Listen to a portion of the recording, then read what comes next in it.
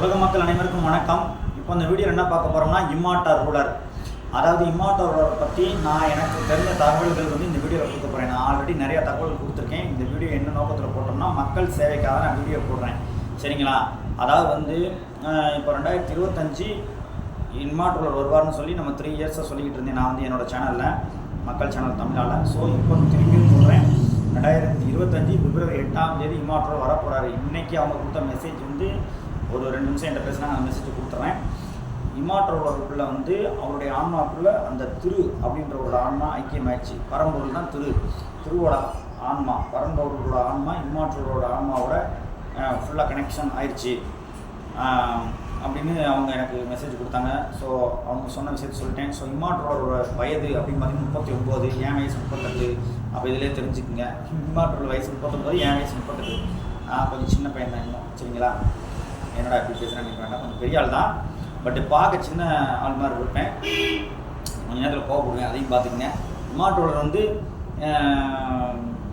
2025 பிப்ரவரி 8 press மீட்டு மதியம் 12 மணிக்கு கொடுக்க போகிறாங்க. 12:01 யுக மாற்றம் வரப்போகுது. யுக மாற்றம் வந்த பின்னாடி அது திருவுண்டு இருக்கார் இல்லையா பரம்பொருள், அவர் சொல்கிறது தான் அந்த உலகத்தில் நடக்கணும். மீறி செயல்பட்டால், இப்போ நான் கோபத்தை காட்டுறேன், மீறி செயல்பட்டால் என்ன நடக்கும்னா பாபா கவுண்டிங் ஸ்டார்ட். பேச்செல்லாம் கிடையாது தம்பி, பேச்செல்லாம் கிடையாது. அதாவது வந்து பார்த்திங்கன்னா நம்ம வந்து இது காமெடி ட்ரோல் கிடையாது. இந்த வீடியோ வந்து வெரி சீரியஸ் பார்த்துக்குங்க. ஸோ இப்போ வந்து நாங்கள் 12 பேர் கொண்ட குழு வந்து அதில் பயணிக்க போகிறோம்.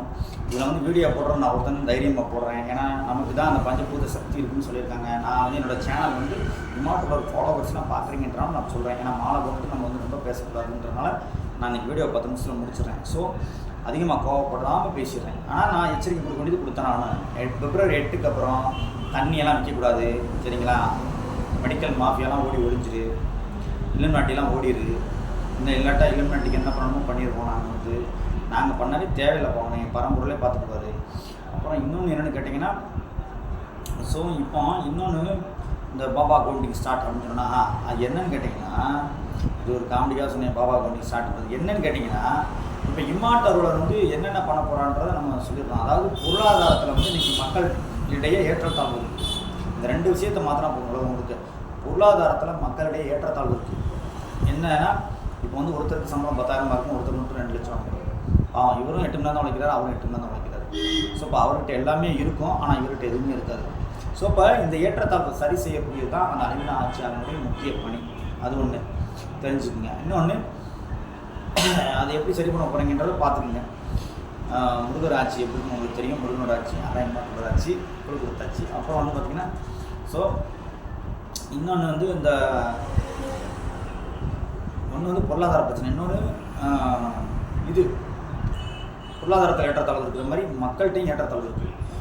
நான் உயர்ந்தவன், நான் தாழ்ந்தவன், நான் இந்த மதத்தை சார்ந்தவன், நான் இந்த மொழியை சார்ந்தவன் அப்படின்னு சொல்லி யாரும் இங்கே எதுவும் பண்ண முடியாது. இங்கே வந்து ஜாதி மதம் மொழி எல்லாம் கடந்து எல்லாரும் மனிதன், எல்லாம் ஒரே சமமாக மாறுறீங்க. திருவள்ளுவர் சொன்னது மாதிரி அனைவரும் சமம், நாம் அனைவரும் சமம்ன்றது திருவள்ளுவர் சொன்னார்.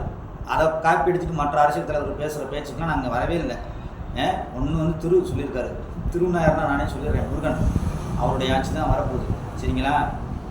முருகன் தான் ஐக்கியமாயிருக்காருமா சொல்லிவிட்டேன், சரிங்களா? இன்றைக்கே எல்லாம் அப்டேட் ஆகிடுச்சு சாஃப்ட்வேரில். ஸோ ப்ரெஸ் மீட்டில் 8ஆம் தேதி என்ன பேச போகிறோன்னு எல்லாம் ரெடியாக ஒரு இது பண்ணி வச்சிட்டாரு. மேலேருந்து பரம்பொருள்கிட்ட கிடைச்ச விஷயங்கள்லாம் சேகரித்து வச்சுட்டாரு. அவர் ப்ரெஸ் மீட் கொடுப்பாரு. நாங்கள் போய் பக்கத்தில் உட்கார போகிறோம். 12 பேர் கொண்ட குழு, நல்லா வைப்ரேஷன் பண்ணுற டீம். ஸோ இப்போ இதை ஃபாலோ பண்ணுறது தான் இனிமேல் எல்லாருக்கும் நல்லது. இது கண்டிப்பாக யுக மாற்றம் தான். யுக மாறினாலே மனிதர்களுடைய அந்த ஞானம் நிலை அடைஞ்சிடுவாங்க. மனிதர்கள் வந்து ஞான நிலையை நோக்கி போயிடுவாங்க. மனிதர்கள் எல்லாம் திருந்திடுவாங்க. அதனால் வந்து பிப்ரவரி 8க்கு அப்புறம் வந்து இந்த முருகனுடைய ஆட்சி பூமியில் நடக்க போகுது. அது 16ஆம் தலைமுறைன்றோம். 16ஆம் தலைமுறைன்னா என்னென்னு கேட்டிங்கன்னா, 16ஆம் தலைமுறை அப்படின்னு சொல்கிறோம்னா அது நம்ம உங்களுக்கு விளக்கம் கொடுத்துட்டோம். 1200 வருஷம் கலியுகம் முடிஞ்சு நம்ம பிப்ரவரி 8க்கு அப்புறம் தான் இதுக்கு போகிறோம். பிப்ரவரி 8 12 மணிக்கு மேலே அடுத்த தலைமுறை 16ஆம் தலைமுறைக்கு போக போகிறோம். அதுக்கு உரிய விளக்கமெல்லாம் உங்களுக்கு ஏற்கனவே நான் சொல்லியிருக்கேன். இந்த வீடியோ வந்து சுருக்கமாக பேசி முடிப்போம். ஸோ அதனால் தண்ணீர் விற்கக்கூடாது. இம்மார்ட்டல் ஆட்சி அமைஞ்ச பின்னாடி, பரம்பொருள் முருகன் ஆட்சி அமைஞ்ச பின்னாடி தண்ணியை விற்கக்கூடாது. பேங்க்லலாம் இந்த லோன் தரேன்னு சொல்லி யாரும் பேங்க்கில் வந்து லோன்லாம் கொடுக்கக்கூடாதுப்பா. ஏன்னா எனக்கு கூட ஒரு வேலை கிடச்சிச்சு, பேங்க்கில் தான் இன்ஜினியர் வேலை கிடச்சி, நான் வேணான்ட்டேன். பேங்க்லலாம் யாரும் லோன் கொடுக்கக்கூடாது, ஸ்ட்ரிக்டாக சொல்லிட்டோம். ஆர்பிஐ ரூல்ஸ்லாம் மாறப்போகுது. பேங்க் இருக்குமா இல்லைன்னா அப்புறம் பார்த்துக்கணும் போல இருக்கும். அது என்ன சிஸ்டம், நாங்கள் சொல்கிற சிஸ்டம் தான் ஃபாலோ பண்ணிக்கணும். இந்த வட்டிக்கு விடுறது, இந்த பேங்க்கில் 10 வட்டி விடுறது, 12 வட்டி விடுறது, 12%ன்னு சொல்கிறேன், 12%, 10%, 7.5%, 9.5%, இப்படியெல்லாம் தானே நீங்கள் இன்ட்ரெஸ்ட் போடுறீங்க. 12.5% இன்ட்ரெஸ்ட் போடுறீங்க. ஒரு bike loan, car loan, home loan, personal loan, education loan, இந்த லோன்லாம் எதுவுமே கிடையாது. எல்லாம் அவர் பார்த்துக்குவார், தலைவன் அந்த பரம்பரை வந்து பார்த்துக்குவார். ஸோ இப்போ எல்லாமே டோட்டலாக மாறப்போகுது. தண்ணி விற்கக்கூடாது, பேங்கோட சிஸ்டம்லாம் மாறுது. இன்றைக்கி இந்த கிரெடிட் கார்டு கொடுத்து மக்களை கெடுத்துக்கிட்டு இருக்கீங்க, அதை மாற்றணும். அதெல்லாம் கொடுக்கக்கூடாது. தண்ணியை விற்கக்கூடாது, கிரெடிட் கார்டு கொடுக்கக்கூடாது. சரிங்களா? மக்களுக்கு என்ன தேவை அதை செஞ்சு கொடுப்பாங்க. அறிவில்லாத ஆட்சியில் மக்களுக்கு என்ன தேவைன்றதை செஞ்சு கொடுப்பாங்க. அதே மாதிரி ஆட்சியாளர்கள் எல்லாம் இன்னமும் சுற்றுப்பயணம் போனாங்க. ஜனவரி 31 வந்து ஏதோ அதிமுக சுற்றுப்பயணம் சொன்னாங்கன்னா, அப்போ அவங்க மீட்டிங் முடிஞ்ச முன்னாடி அவங்களே இல்லை டேட்டா மாற்றிக்கணும். பிப்ரவரி 9 டேட்டா மாற்றிட்டாங்க. அந்த தகவல் எங்களுக்கு வாட்ஸ்அப்பில் வந்துருக்கு. ஸோ அப்போ பிப்ரவரி 9 தான் வந்து இது நடக்குது, முடிவெடுக்க போகிறாங்க. பிப்ரவரி 8 தான் நாங்கள் தான் ஆட்சிக்கு வந்துடுவோமே. பரம்பொருள் முருகன் ஆட்சி வரப்போகுது, இமாட்டோட ஆட்சி. அப்புறம் எப்படி பிப்ரவரி 9 சுற்றுப்பயணம் போய் தோக்க போறியா? போனால் தான் உன்னை பிடிச்சி உள்ளே விட்டுறாங்களே. பரம்பொருள் ஆட்சி வந்து சித்தர்கள் எல்லாம் ஆட்சி அமைச்சிடும், இறைய ஆட்சி அமைச்சிடும். நீங்கள் அப்புறம் எப்படி நீங்கள் போக போகிறீங்க? அது ஆட்சியின் தொடக்கமாக இருந்தாலும் அன்னையிலேருந்தே நீங்கள் எல்லாம் ஃபாலோ பண்ணிக்கிங்க. எதுக்கு போய் ஏடிஎம்கே போய் சுற்றுப்பயணம் போகிறீங்க? டிஎம்கே என்ன பண்ண போகிறீங்க? நீங்கள் எல்லாம் பண்ணி கிழிச்சதெல்லாம் போதும். ஊழல் கட்சி தான், தூத்துக்குடியில் துப்பாக்கி சூடு நடத்தின கட்சி தான் ஏடிஎம்கே. இன்றைக்கி தமிழ்நாட்டில் டிஎம்கே என்னென்ன பண்ணிக்கிட்டு இருக்கீங்க? லஞ்சம், ஊழல், சட்டம் ஒழுங்கு சரியில்லை, லஞ்சம், ஊழல், சட்டம் ஒழுங்கு சரியில்லை சொல்லிக்கிட்டே போகலாம். வேறு என்ன பண்ணி வச்சுருக்கீங்க? குடும்ப ஆட்சி, பெண்களுக்கு பாதுகாப்பு இல்லாத ஆட்சி. அது பாஜகவையும் சேர்த்து சொல்லலாம். பெண்களுக்கு பாதுகாப்பு இல்லைன்னு சொல்லி டெல்லி முதல் தமிழ்நாடு வரைக்கும் எல்லாம் உத்தரப்பிரதேசம் அப்படி தான் இருக்குது, தமிழ்நாட்டிலையும் அப்படி தான் இருக்குது. அப்புறம் அடக்குமுறை, விவசாயிகளை வந்து என்ன பாடுபடுத்துனீங்க? பரந்தூர் விமான நிலைய போராட்டம் இதுலேருந்து டெல்லியில் நடக்கக்கூடிய அந்த போராட்டத்தில் விவசாயிகள் போராட்டம் வரைக்கும் எல்லாம் பார்த்துட்டு இருக்கோம். ஸோ பிஜேபி, இந்த டிஎம்கே, இந்த காங்கிரஸ், இந்த ஏடிஎம்கே எல்லாம் முட்டை கட்டி ஒதுக்கிங்க. பரம்பூர் ஆட்சி வருது, இறையாட்சி வரப்படுது. அதனால் நீங்கள் ஒதுங்கி தான் ஆகணும். இது நான் கொடுத்தது உங்களுக்கு மெசேஜ் ஜஸ்ட் ஒன்லி. நான் என்னுடைய வேலை வந்து நான் அறிவிக்க சொன்னாங்க, அறிவிச்சிட்டேன். ஃபாலோ பண்ணாமல் சாவணும்னா போய் செத்துக்குங்க. அதெல்லாம் என்னால் சொல்ல முடியும். இந்த பேங்க்காரங்களாம் இன்றைக்கி என்கிட்ட ஒருத்தர் பேசினா சொல்லிட்டேன், நான் வந்துட்டே சொல்லிட்டேன். கால் ரெக்கார்டில் இருக்குது சார், நான் ரெக்கார்டிங்கில் இருக்கா, நீ ஹோம் மினிஸ்டர்கிட்ட கொடுத்துக்கோ. நான் பேசுகிறேன், ஹோம் மினிஸ்டரோ, பிஜேபி உள்துறை அமைச்சர், வெளியுறவுத்துறை அமைச்சர், 19 மந்திரி எல்லாத்தையும் கொடுத்துக்கோ. ஆர்பிஐ ரூல்ஸை மாறப்போகுது, உங்களுக்கு கிரெடிட் கார்டெல்லாம் பணம் கொடுக்க மாட்டேன். நான் கட்ட வேண்டிய 10,000 நீ 45,000 கட்டியா? சரி, இறையாட்சி வந்தோடனே உனக்கு என்ன நடனன்றதை பார்த்து முடிவு பண்ணிக்குவாங்க. அதாவது பிப்ரவரி 8 12 மணிக்கு மேலே யுக மாற்றம் வந்தவுடனே சில மனிதர்கள் எல்லாம் நாங்கள்லாம் மாறிட்டோம். சில மனிதர்கள் மாறிடுவாங்க. மாறாத மனிதர்களுக்கு என்ன மாதிரியான தண்டனைகள் கிடைக்கும் பார்த்தீங்கன்னா, அது நம்ம யம தர்மராசா தண்டனை கொடுப்பா தெரியுமா? அந்த மாதிரி ஒரு கொடூரமான தண்டனைகள், மரண தண்டனைகள்லாம் நிகழும். பார்த்துக்க. அதனால் வந்து தயவு செஞ்சு மாறிக்க.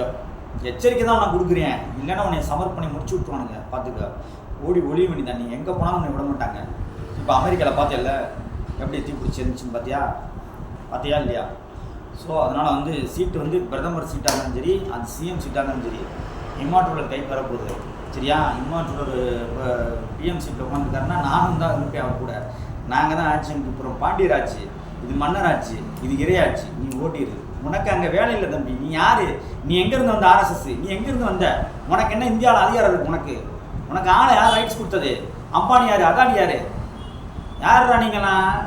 கிளம்பி போய்கிட்டே இருங்க. பிப்ரவரி 8க்கு அப்புறம் நீங்கள் வந்து அடுத்து நீங்கள் வந்து பேசுனீங்கன்னா வேறு மாதிரி இருக்கும்ப்பா, வேறு லெவலில் இருக்கும். நான் வந்து சிவனோட ருத்ர தாண்டத்தை நீங்கள் பார்த்துறாதீங்க. அது நான் மட்டும் இல்லை, எல்லாமே நாங்கள் அந்த அறிவிப்பு கொடுத்த பின்னாடி அப்டேட் வெர்ஷன் வந்து பயங்கரமாக உங்களுக்கு வந்து அந்த இது வரும். அதனால் நீங்கள் இதுக்கு இடைஞ்சல் கொடுக்கணும்னு நினச்சிங்கனாலும் விளைவுகள் கடுமையாக இருக்கும். நான் கோவப்படுறேன்னு நினைக்கிறேன்டா, விளைவுகள் ரொம்ப மோசமாக இருக்கும். ரொம்ப ஏன்னா நேற்று நான் போலீஸ் ஸ்டேஷனுக்குள்ளே போகும்போதே நான் போனதுக்கு இப்போ போனதுக்கு டிஃப்ரெண்ட் நிறையா தெரியுது. ஓகே தம்பி, அங்கே உட்காருங்க அப்படின்றாங்க. ஸோ அந்த நிலைமைக்கு எல்லாமே இன்றைக்கி இறையாட்சி வந்து இதாகிடுச்சு, அமலுக்கு வந்துடுச்சு. இப்பவுமே உங்களுக்கு பிப்ரவரி 8க்கு அப்புறம் அவங்க சொல்கிறது நடக்க போகுது.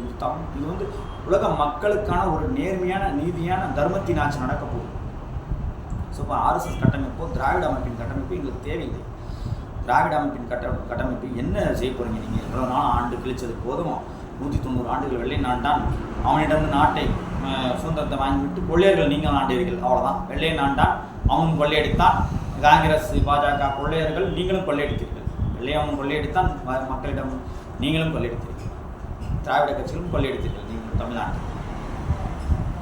அவங்களுக்கு வெள்ளைக்காரங்க உங்களுக்கு என்ன வித்தியாசம் சொல்லுங்கள்? ஜனநாயக ஆட்சின்ற முறையில் நடந்து துப்பாக்கி நினச்சி பார்க்கணும். இன்றைக்கி பரந்தூர் மக்கள் விமான நிலையத்தில் வந்து போராடிக்கிட்டு இருக்காங்க. விவசாயிகள் நடத்த ஆக்கிரமிக்கிறீங்க. நீங்கள் நடத்தின ஆட்சியெல்லாம் கார்பரேட்காரனுக்கு சப்போர்ட் பண்ணி கையெழுத்து போட்டு பணத்தை வாங்கி சம்பாரிச்சிட்டு போகிறது தான் ஆட்சி பாருங்க. இந்த இறையாட்சி உங்களுக்கு கிடைக்கக்கூடிய தண்டனைகள் உங்களுடைய வாரிசுகள் உங்களோட வம்சங்களை அழியாமல் காப்பாற்றி பாதுகாத்து அப்படி ஓடி ஒளிஞ்சு விடுங்க. இல்லைன்னா உங்கள் வம்சங்கள் முதற்கொண்டு அதில் வந்து மாட்டி சிக்கி சின்ன பண்ணமாயிருங்க. ஓடிடு. இறையாட்சி வருது. முருகனுடைய கோபத்துக்கு முன்னாடி இதுக்கு முன்னாடி ஒரு டைம் முருகன் சண்டையிட்டார் என்று சொல்வார்கள். சூரபத்மனை எதிர்த்து அந்த கதையை நான் சொல்கிறேன். அது உண்மை சம்பவம். அவர் முருகன் யுத்தம் செய்யும் போது அவரை எதிர்த்து வந்த சூரபத்மனை வதம் செய்ய அவரோடு சேர்ந்து வானிலிருந்து சில படைகளும் இறங்கி வந்து அழித்தன அப்படின்னு சொல்லுவாங்க. ஸோ அப்போ அவரோடு சேர்ந்த தமிழர் சேனையும் இணைந்தது. தமிழர் சேனைன்னு சொல்கிறத காட்டணும். எல்லாருமே தமிழர்களுடைய 819 கோடி மக்களுமே தமிழர்களுடைய வம்சாவளி வந்தவர்கள் தான். ஸோ அப்போ அவர் யுத்தம் செய்யும்போது அவரோடு சேர்ந்து சில நல்லவர்களும் யுத்தம் செய்வார்கள். ஸோ அப்போ என்ன நடக்கும்னா, அவரோட சேர்ந்து வானிலிருந்து சில படைகளும் இறங்கி வரும்போது இந்த எல்லு நாட்டில் எங்கே செல்வீர்கள் என்று ஓடி ஓடி இடமில்லாமல் திக்குமுக்காடி விடுவீர்கள். ஆனால் 3ஆம் வகுப்பு வராது.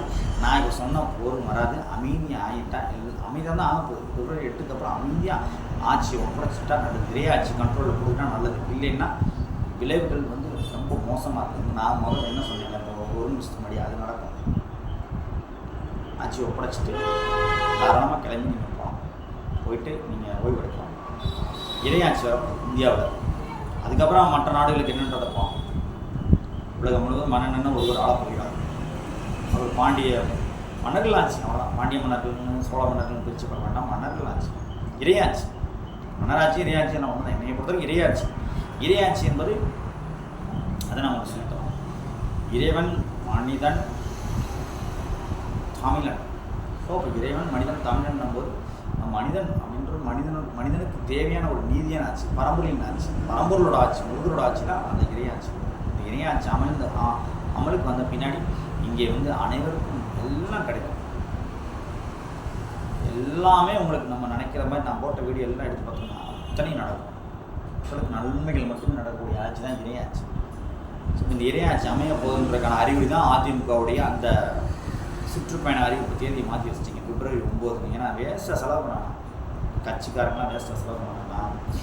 அது அவர் இமாற்றோட வந்து எந்த அரசியல் கட்சியை எடுத்து அந்த கட்டமைப்பில் அவர் என்ன பண்ண போகிறாரோ, அவர் என்ன மாதிரி மன்னராட்சி முறையில் பண்ண போகிறாரா, இறையாட்சி முறையில் பண்ண போகிறாரா, தேர்தல் முறையை நோக்கி கொண்டு போகிறான்றது அவர் அன்றைக்கி அறிவிப்பார். இது வந்து இறையாட்சி முடிவுன்னு சொல்கிறாங்க அவங்க. நான் இறையாட்சி துவக்கம்ன்றேன். ஆனால் இறையாட்சி துவக்கம்னு சொல்கிறத விட இதில் வந்து உங்களுக்கு வந்து ஒரு 90% முடிஞ்ச மாதிரி தான். இப்போவுமே அமெரிக்காவில் பார்த்தீங்க நீங்கள் என்ன மாதிரி ஆகி போச்சு பாருங்க. அடுத்து வந்து இறையாட்சி வரப்போகுது. அதை வந்து நீங்கள்லாம் பார்க்க தான் போகிறீங்க. இதை வந்து நாங்கள் வந்து உங்களுக்கு பரம்பொருள் கொடுத்த விஷயங்களை நான் ஷேர் பண்ணியிருக்கேன். இதில் நீங்கள் கேள்வி கூத்து பண்ணுறதுக்கோ கமெண்ட் பண்ணுறதுக்கோ ஒரு விஷயம் இல்லை. இங்கே நடக்கிற ஆட்சி ரொம்ப மோசமாக இருக்கிறத மாற்றணும். ஸோ இறையாட்சி அப்படின்றது மக்களுக்கு நீதியான நேர்மையான அறத்தின் ஆட்சி. அறத்தின் ஆட்சி அமையும் அப்படின்றாங்களா, அந்த ஆட்சி தான் அமையும். ஸோ இப்போ இதில் வந்து உலக மக்கள் அனைவரும் 819 கோடி மக்களும் ஏற்றுக்கொள்ளும் மாதிரி தான் இருக்குது. ஏன்னா இங்கே வந்து மக்களை தொடர்ந்து வஞ்சித்து கொண்டிருக்கக்கூடிய இலுமினாட்டிகளின் தலைவர் யார்? அதெல்லாம் நம்ம சொல்ல வேணாம். இலுமினாட்டிகள் அப்படின்னு வச்சுக்கோங்க. இப்போதைக்கு இலுமினாட்டிகள் அப்படின்னு சொல்லக்கூடிய அந்த இலுமினாட்டிகள் வந்து நீங்கள் 1ஆம் உலகப் போர், 2ஆம் உலகப் போர்னு பண்ணீங்க. என்னென்ன பண்ணீங்க எல்லாம் உங்களுக்கு தெரியும். அதுக்கு தான் அந்த போருக்கெலாம் உங்களுக்கு சப்போர்ட்டாக இப்போ இஸ்ரேல் காசாவில் நடக்கக்கூடிய போர், இந்த ரஷ்யா உக்ரைனில் நடந்த போர், பல போர்களுக்கு அமெரிக்கா உறுதுணையாக இருந்ததுனால தான் அமெரிக்கா அன்றைக்கி எரிஞ்சு போச்சு. ஒரு மாகாணமே காலி. இனியாவது அவர்கள் சொல்லிட்டார் ட்ரம்ப், நான் எந்த பிரச்சனையும் வரமாட்டேங்கிறாரு. அப்டேட் ஆகிட்டார் அவர் நம்ம கூட. அப்போ இறையாட்சிக்குள்ள எல்லா நாடுகளும் அப்டேட் ஆகிடுவாங்க. இந்தியாவில் கட்டமைப்பு உருவாக்கி இறையாட்சி அமல்படுத்துவாங்க முதல்ல. ஸோ இப்போ இம்மாற்றோடு கூட நாங்கள் இருக்கிறோம்னா நாங்கள் சொல்கிறது தான் நடக்கும். ஸோ இப்போ இந்த எல்லோரும் ஓடி தப்பு செய்கிறவனா ஓடி ஒழிஞ்சிரு. அந்த பேங்க்கில் கிரெடிட் கார்டு கொடுப்பது, கொள்ளை அடிக்கிறது, இதெல்லாம் எதுவும் நடக்காது. நியாயமாக வாழ்ந்துக்கோ, இல்லைன்னா மரணம் சம்பவிக்கும். அவ்வளோதான் சொல்லுங்கள். அடுத்த வீடியோ நன்றி, வணக்கம்.